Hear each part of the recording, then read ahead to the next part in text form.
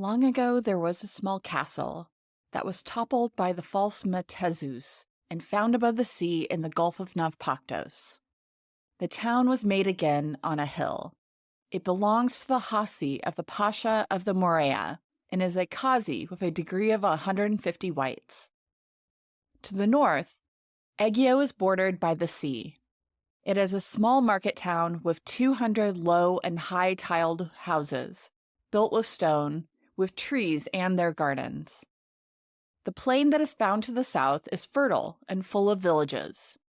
Everywhere there are pomegranate and olive trees, as large as plane trees, that you cannot find the same anywhere else. Many old men told me that in the city there are olive trees that are 2,000 years old. I saw 40 small shops, an inn, and a hammam that works in the winter. In July, the people bathe in the sea. The faithless Venetians have burned and destroyed Aigio 3 times up to now. Some large buildings remain demolished. The mosque of Sheikh Effendi, because it was of stone, didn't burn, as happened with all the other buildings and mosques. To the east is where the river of Kalavrita passes this ruined market town, the river which goes from the mountains and empties into the Gulf of Navpaktos to the west of the town. 2 small bridges with 9 arches pass over the river. To the west of the town there is Sweetwater, which drains from 8 stone spigots. Some good landowner, showing his benevolence, constructed a wooden pavilion next to the running water. There is the opium den of Ali Baba, where a few dervishes of the order of Bektashi live. Many small boats pay the opium den a visit, because it is on the beach and it is a good site for distraction. Down from the shade of a large tree, the unbelievers sit and happily spend their time. Some pray, others yet eat kebabs and drink wine, and some dashing people wash their clothes. It is an admirable spot for an outing.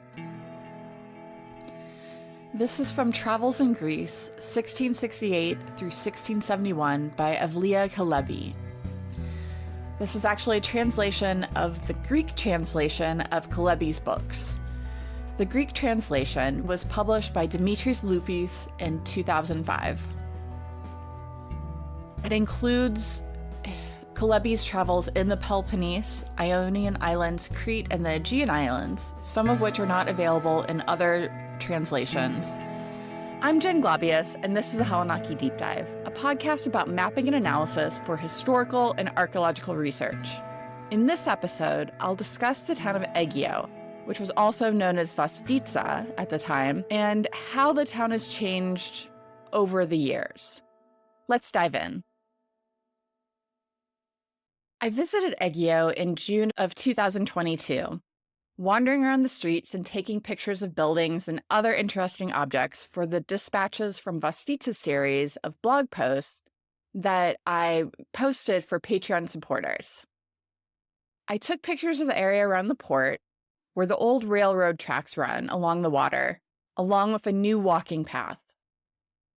Down where some warehouses from the heyday of exporting current still remain, some rehabilitated, others falling apart.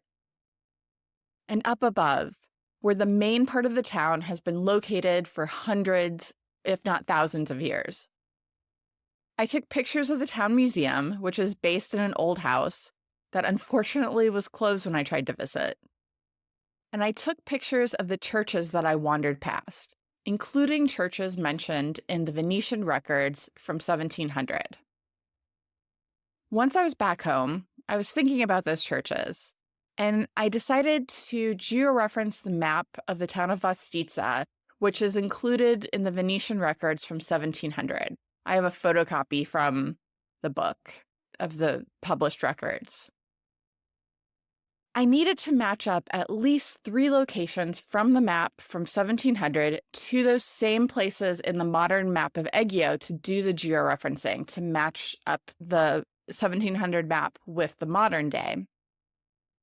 The best locations for matching up were the churches of Taxiarchon, Phaneromene, and Theotokou, since the churches probably didn't move location, even though they had definitely been rebuilt since 1700. So with the 3 church locations, I was able to georeference the map fairly well and found that Ermou Street, or Hermes Street, actually matches one of the major roads that you see in the Venetian map. But remember that in 1700, there were 5 neighborhoods in the town of Vostitsa, each with a church. So 3 of those churches I used for the georeferencing, but where were the other 2? Ios Anastasios and Ios Zorzi, which are nowhere to be found in modern Aigio. What exactly had happened to those churches in the 300 years between 1700 and 2022? Of course, there have been many changes. There has been a lot of destruction from wars, and as we talked about a few episodes ago, earthquakes have caused a lot of damage in the town of Aigio itself. And although there's been a town in the location of Aigio since at least the Archaic period, at least 2,800 years ago, and probably longer, there are definitely Mycenaean remains, maybe Middle Helladic and Early Helladic as well. So much, much longer. But the center of activity in that area has certainly shifted through time. It's possible in the case of an earthquake, a very large earthquake, where there was a lot of destruction, that buildings were taken apart where they were and perhaps rebuilt in a slightly different area that wasn't as destroyed. That's one possibility to explain why things have shifted since 1700. So, of any place in the Vostitsa territory, we also have the most information about the town of Vostitsa, or Aigio as it is now. And I'm going to use both of these, Aigio and Vostitsa, just so you know. Now, we know the most information because the town received the most visitors of any place in the territory of Vostitsa, both because it is on the coast and had a small port, and it was and continues to be the administrative center for the area. So unlike the villages, we have more reports of visits to Aigio than to any other place in the territory. There were also a greater variety of items in the town than elsewhere. As the Ottoman traveler Evliya Çelebi wrote about in his description of Aigio from his visit in 1668, which was the passage that I read in the intro to this episode, Aigio before 1700 had multiple mosques, although only the stone mosque of Sheikh Effendi was still standing because the others had been destroyed by the Venetians recently. But in addition to that, there was an inn and a hammam, which was a bathhouse. So there were definitely signs of the Ottoman occupation of the town of Vostitsa. So as a reminder, there's a link to the companion page on the Hellenaki website for this episode, which will have information on all of the traveler accounts that I'm going to talk about, as well as images of Aigio and where to find those sources and maps and plots I've made for this episode. So check it out. The link is within the show notes. So to look at Aigio, we're going to look at the existing sources of data, the Ottoman Defter from 1463, the Venetian records from 1700, and modern census records, as well as traveler accounts and sketches that were made of Aigio, and also that report of earthquake damage that I talked about a few episodes ago. Let's start with the first traveler to Aigio I want to talk about, Pausanias, who lived between 110 and 180 AD. Pausanias traveled around Greece looking at antiquities at that time and wrote about temples and different buildings that were in various places. Pausanias provides information that's a little more direct, since he's talking about buildings that were built only hundreds instead of thousands of years ago. So for Aigio, Pausanias wrote that there was an ancient sanctuary of Aletheia, the goddess of childbirth and midwifery. There was a precinct of Asclepius, which was probably an area where people would come for healing, since Asclepius was the god of healing.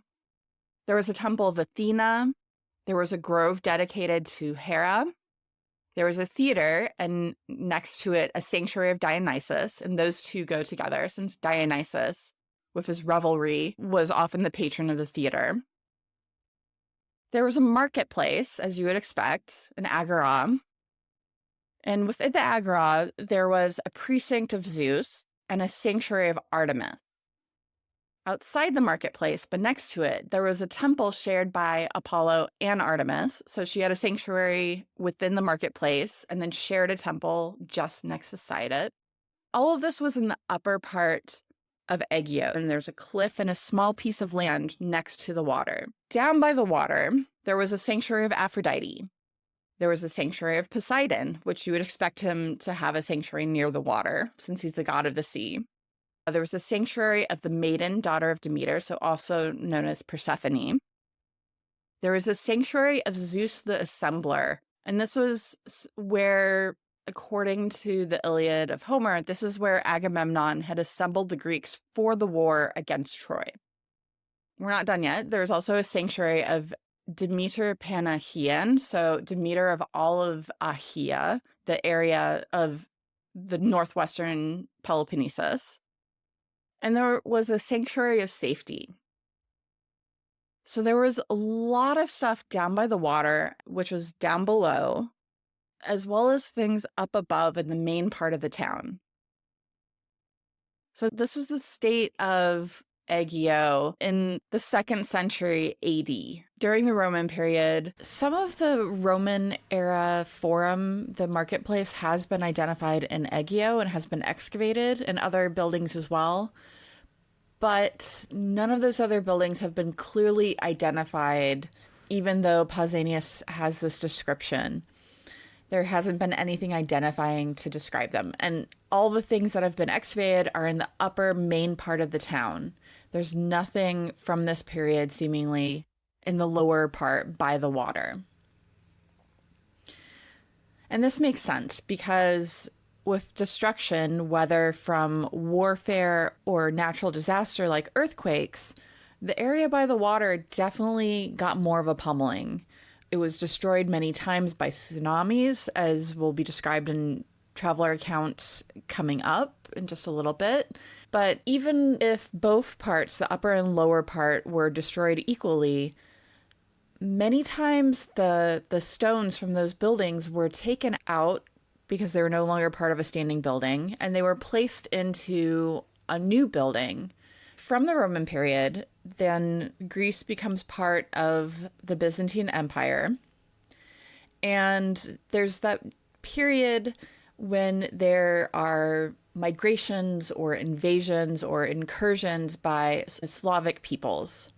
So you have an infusion of new people into the area with their own language. Up until that point, this town had been known as Aigio, but afterwards, it gets a more Slavic name, Vostitsa. And the name Vostitsa first is attested in the Chronicle of the Morea. So after the Franks gained control of the Peloponnesus, when it was the Principality of Achaea after 1204, after the Fourth Crusade. There are 4 versions of the Chronicle of the Morea in different languages. So there's a Greek version, a French version, an Italian version, and a version in Aragonese, which is a type of Spanish. All 4 versions mention Vostitsa because it was one of the baronies given out to different knights after Villehardin took control of the Peloponnesus. But each version provides different details. They don't agree entirely in what was provided in each barony. None of the 4 versions even agree on the number of baronies. It gets pretty confusing, so I made myself a chart. And if you'd like to follow along, you can find that chart on the companion page for this episode. When the baronies of the Frankish period are written about, the number of baronies is always 12. And from looking at these 4 versions, there's only one way that there are 12 baronies recorded in any of these versions, which you can see if you look at the chart. I started looking at this because I was interested in whether or not Vostitsa had a castle. Because if you remember from the intro passage, Kalebi wrote that Vostitsa had a castle, but it had been destroyed by the false Metezus. And so I was interested in whether or not from the Frankish period there was a castle. So I started looking into these 4 versions. Now, of these 4, the French version does not mention castles at all, so we're mostly going to disregard it. I just want to say that there are 9 baronies in the French version, although if you include the 4 fiefdoms that are given to 4 bishops, the number goes to 13. Neither of those is the number 12. So, disregarding the French version, now we're looking at the Greek version, the Aragonese, and Italian version. From these 3 versions, there's only one possible configuration that adds up to 12. The Greek version includes 10 baronies, 13 if you include the knight orders, and 20 if you also include the bishops. The Greek version mentions 6 castles. The Aragonese version has 14 baronies, which goes up to 17 if you include the 3 knight orders, and 25 if you also include the bishops. And the Aragonese version says that 10 of these had castles and is the only one that mentions Vostitsa having a castle, but it does say that Vostitsa has a castle. The Italian version mentions 11 baronies, which if you include the German order would be 12. This is the only possible 12. But it also mentions fiefdoms for 7 bishops, which brings the number up to 19. And the Italian version also mentions 6 castles, like the Greek version does. So it's interesting. In the 3 accounts that mention castles, the Greek, Aragonese, and Italian, there are 4 places that are always mentioned with a castle. That's Caritania, Velagosti, Yeriki, and Halandritsa. If you want to look at where these locations are, I've included a map made by someone else of the Middle Ages in Greece locations, and you can find that on the companion page as well. All right, so 4 locations always have a castle. There are 2 places that only have a castle in the Aragonese version that are also mentioned in the other versions of the Chronicle. And those places are Vostitsa and Passavant. It's possible that those locations didn't have a castle, and it's only the Aragonese, they just included a castle for some reason. But the Aragonese version does not include a castle for everywhere. And there are 2 places mentioned in all 3 accounts of castles that do not have a castle in any of those accounts. The first place is Gritsena, which is also known as Lakos. And then there's Patras, which I'm not sure about Gritsena Lakos, but Patras definitely has a castle. It still has a castle. And the castle, in fact, was built in the 6th century AD by the Byzantine Emperor Justinian. So there was definitely a castle there, but it's not mentioned in any of these 4 accounts, which is super weird. But it brings us to the fact that besides the Aragonese version of the Chronicle of the Morea, where it has more castles, the only other account that mentions Vostitsa with a castle that I've been able to find was Evliya Çelebi, the Ottoman traveler, who traveled in the late 1600s and mentioned a castle that the false Metezus had destroyed. So if Vostitsa ever had a castle in the Frankish period, it definitely has not survived to the present day. It hadn't survived by the late 1600s when Çelebi was traveling there. Our next source of information about the town of Vostitsa is from the Ottoman Defter from 1463. In this first Ottoman Defter of the Morea, Vostitsa was among the largest of towns that was in this record. But unlike some of those other towns, Vostitsa was not divided into neighborhoods. So some of the large towns had neighborhoods. Vostitsa did not in this record. Within the town, there were 159 households that were taxed, along with 64 bachelors and 26 widows. If we use a family size of about 4.21 people, understanding that people can't be partial, we get a number of around 760 people. So a population around that, maybe a little bit larger or smaller for 1463. Along with that, we know from the Defter that there were vineyards in the town. There were 85 olive trees, 200 fruit trees. This is interesting. 557 mulberry trees, which were for silk production. The silkworms were fed on mulberry leaves. There were also flax, wheat, barley, cotton. There was a water mill in the town.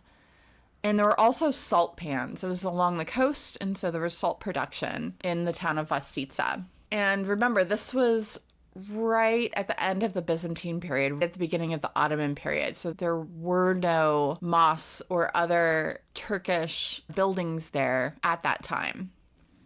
Our next account of the town of Vostitsa comes 200 years later, and it's by the Ottoman traveler Evliya Çelebi that I read in the introduction to this episode.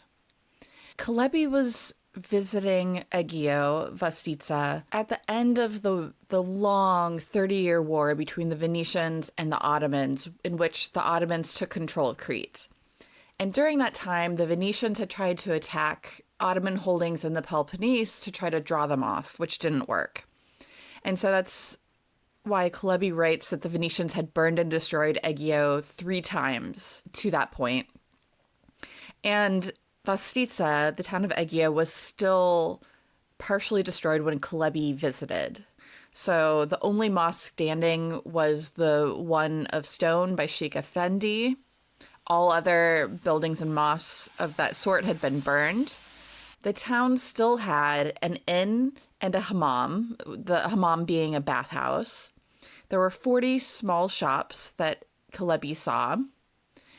And the town had 200 houses that were built of stone.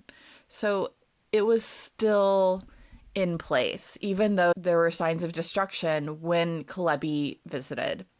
And of course, Çelebi talked about the water that drained from the 8 stone spigot, so the fountain, which will show up more and more as Western Europeans start to visit. And then interesting, he talks about an opium den along the coast close by the fountain. And this was a place not just for the opium den, but where other people would come and eat and basically hang out, wash their clothes. The next information we have about the town of Vostitsa is the Venetian cadaster from 1700. The cadaster itself dates 30 years after Çelebi had visited, and it's halfway through the 30-year Venetian period.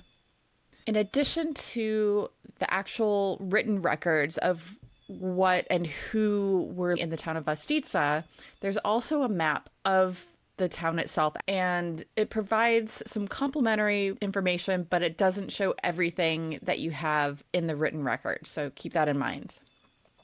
So I'm going to be talking about information from both the map and the written cadaster about what Vostitsa was like in 1700. Let's start with churches. The cadaster says that there was one newly constructed Latin church, and this would have been for the Venetians themselves since they were not Orthodox. There were also 5 Greek churches in good repair. And so these would be the 5 churches that the 5 neighborhoods are centered on. There was also one mosque in the town, and this is probably still the stone mosque of Sheikh Effendi that Çelebi had described 30 years earlier. Of course, the mosque probably wasn't in use during the Venetian period. It probably was used for other things at that point. And the mosque does not show up on the map. I also could not find the Latin church on the map either. The 5 Greek churches in the neighborhoods are on there. So let's talk about those neighborhoods. There were 5 in number, and each one was centered around a church. So the Church of Madonna Feneromeni had 140 houses. The neighborhood of Michel Arcangelo had 34 houses. The neighborhood of St. Zorzi had 118 houses. St. Anastasi neighborhood has 79 houses, and the neighborhood of Madonna Don Zenon had 78 houses. So the smallest at this point was Michel Angelo with only 34, and the largest was Madonna Fanaromeni with 140 houses. There were 454 total buildings in Vostitsa in 1700. And that doesn't include other infrastructure, such as 4 mills that were intact. They also counted 1 mill that had been destroyed and was still in disrepair. There was 1 bridge, and there was also 1 good fountain and 6 destroyed fountains. So interestingly, only 1 fountain was in use in the town, perhaps the one that's down by the coast that had been in use for a long time. We have information about the population of the town itself as well from 2 different sources. So there's 435 families listed in the Venetian cadastre from 1700. There's another census record by a Venetian official called Grimani, also dating to 1700, and he only recorded 383 families, so about 50 families fewer than the cadastre had. So using, again, a family size of around 4.21 people, we get a range of around 1,613 people to 1,832. So if you look at the plot of population through time, I plotted it as 1,723, the average of those 2 numbers. Our next information about Vostitsa comes from over 50 years later from Richard Chandler, who was in Greece during 1765 through 1766 and published a book, Travels in Greece, in 1776. And he mostly spent his time talking about the plane tree and the spring with a little mention of the town up above. The plane tree and the springs are very common with the traveler accounts that we have from people who are looking at antiquities in Greece during the Ottoman period. There are many images of the large plane tree and the fountains, and I've posted some of those on the companion page as well, so you can see the variety of the ways that people depicted Vostitsa. And it's almost always the plane tree and the fountains. Or if it's from a distance, it might have a little plane tree, but up above the cliffs, you can see spires of churches. So take a look at those on the companion page. A few years later, in 1799, there was a visit by Pouqueville, the French traveler. He was not especially impressed with the town because he was looking for antiquities. So the only thing he thought was there from antiquity was the fountain.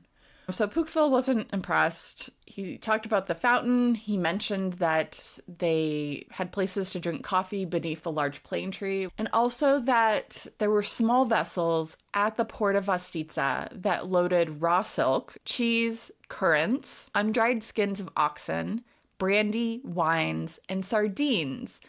And they would ship those things to the port of Patras, which is further to the west. And at Patras, these items would be loaded into larger vessels for Italy, according to Pouqueville. He also provided a drawing of the 12 fountains that you can see on the companion page.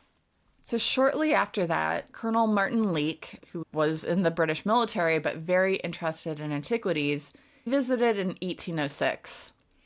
He describes the town of Vostitsa as being on the hill, separated from the water by a cliff 50 feet high, which definitely checks out. Again, he talks about the large plane tree shading the fountains next to the small port, so the thing that everybody talks about. He also talks about currants and other produce, which came from all over the northern Peloponnese and shipped from Vostitsa. He mentioned the 1 mosque in town, and that there were 30 Turkish families and about 300 to 400 Greek families living in Vostitsa at that time. Among the Greek families were some newly arrived from Galaxidi on the north shore of the Gulf of Corinth, so just across the Gulf of Corinth. They had left their home of Galaxidi due to problems with Ali Pasha, who was from Yanina and in charge of that area. So they came across the Gulf of Corinth and they settled the small area of land between the main part of town up above and the cliff itself. And that area is still known as Galaxidi in Aigio. Leake was also interested in antiquities. He saw more than Pouqueville. He saw signs of ancient settlement. He saw pottery. There were ancient graves, architectural fragments, and broken tiles. And he noted spolia of columns and bas reliefs in both a church and in a private home in Aigio. So there were pieces of antiquity that were visible, if not the large temples that you could still see in Athens and other parts of Greece at that time.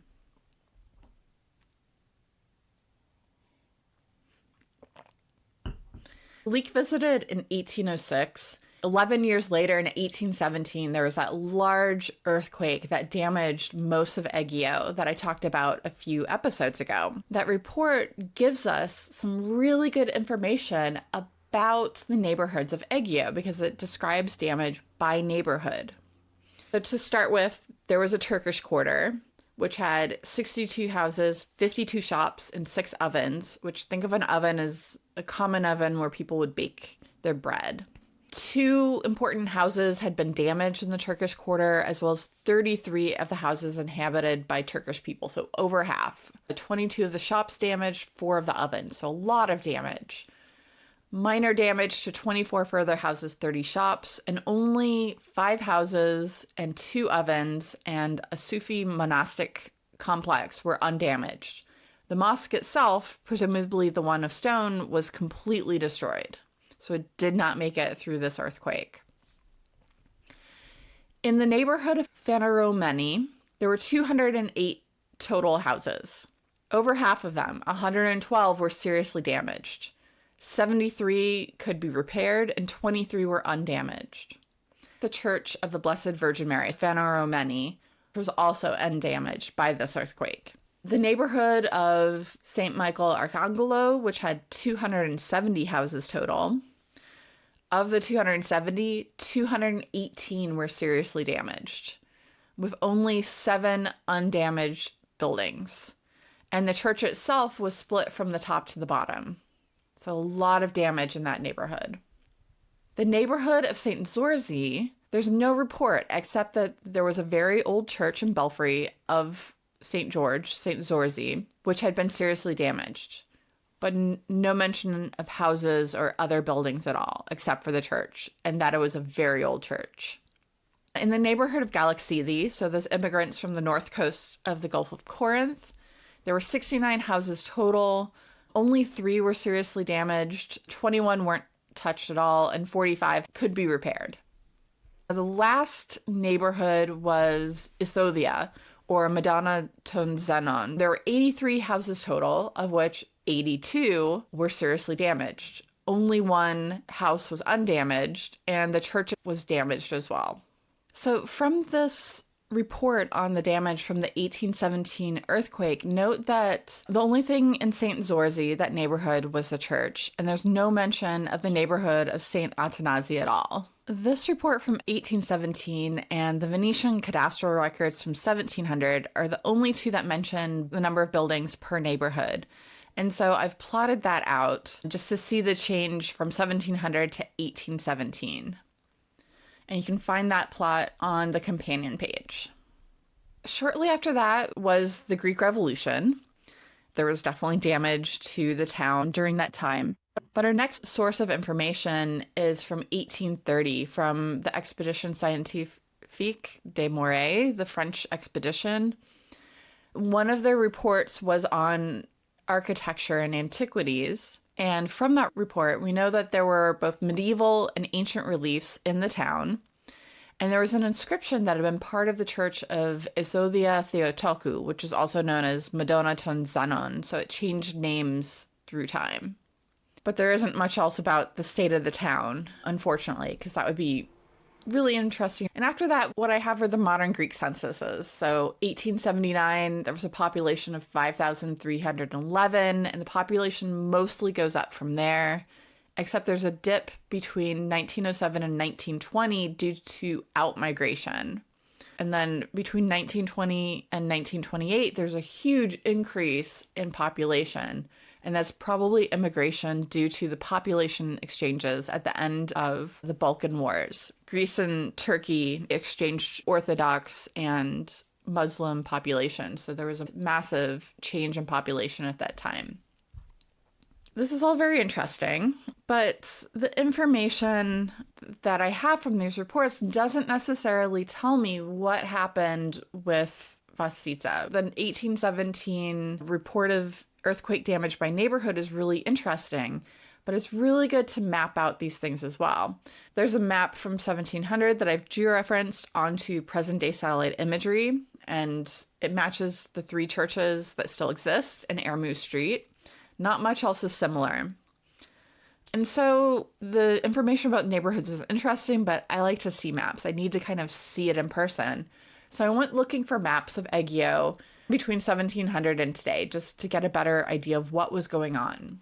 I ended up finding an 1836 map that was published in a book. And that map, interestingly, shows those 3 churches that still exist, plus Aigio Andreos, which I had taken pictures of in June 2022. Aigio Andreas is the church in Galaxidi, so that new part after the immigration from the north coast of the Gulf of Corinth. It also has Airmu Street, so there's continuity between 3 churches and Airmu Street. New information from the map are the houses of Galaxidi and the new church, Aigio Andreos. Interesting enough, though, the town itself stops west of where the neighborhoods of St. Zorzi and St. Athanasi were, the 2 missing ones. The town stops west of there. And so that shows in 1700, the town had shifted to the west over the past 130 years after destruction from war and earthquakes. And of course, there's more destruction that happened with a big earthquake in the 1860s that further damaged different churches and led to new neoclassical churches that were built. And so we know that the 1817 earthquake report didn't have a neighborhood for St. Athanasi, and the only thing in St. Zorzi was the very old church because the settlement had shifted to the west. Their neighborhoods had ceased to exist by that time. And now for some endnotes. I want to mention that I did all of the georeferencing in the QGIS geographical mapping software. All statistical analysis and plots were done using the Python programming language. The book that I got the 1836 map from itself is very interesting. The book title is Urban Planning in the Greek State, 1833 through 1890. It's by Dora Moniuthi-Gavala and published in 2012. The book is written in Greek with English translations of most of the text. And it's super interesting. When the Greek state was established, the reign of King Otho, so remember he was Bavarian, who's German, he came in and he tried to make Greece more like quote-unquote European countries. There was a decree of 1835 entitled On the Sanitary Construction of Cities and Towns that roads were to be built on a rectangular grid and oriented so all buildings received sunlight. This all sounds great. The only problem with rectangular grids is it doesn't take into account the topography of the land. Maybe you can't really do a rectangular grid, and it definitely doesn't take into account the older areas that were constructed without a grid.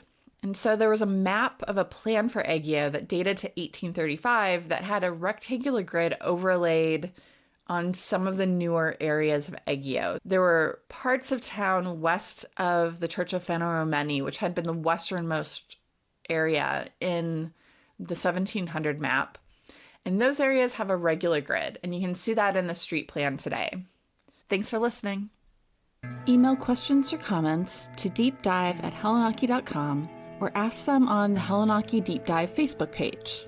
Show notes with links to resources mentioned in this episode will be available at hellenaki.com. That's HELONAKI.com. My thanks to Patreon supporters at the geospatial analyst level, Janice and Jerry Farrell. Your support keeps the Hellenaki Deep Dive going. The Hellenaki Deep Dive is written and produced by me, Jen Globius of the Hellenaki. The theme music is Deep Ocean Instrument by Dan O of danosongs.com. Additional sounds from zaps.com. Thanks for listening.